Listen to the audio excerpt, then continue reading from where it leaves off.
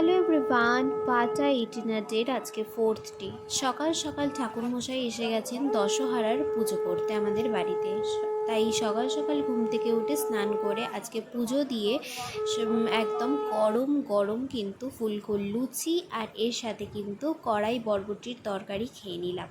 তারপরে দুপুরবেলায় ছিল আজকে চিড়ে, দই, মুরগি, আম, কলা এইসব দিয়েই খাওয়া দাওয়া করতে হবে। আর যেহেতু দশহারা তাই জন্য সবই নিরামিষ খাবার দাবার। এর সাথে অনেকটাই ফল ছিল, ফলের ভিডিওটা তোমাদের সঙ্গে শেয়ার করতে পারিনি।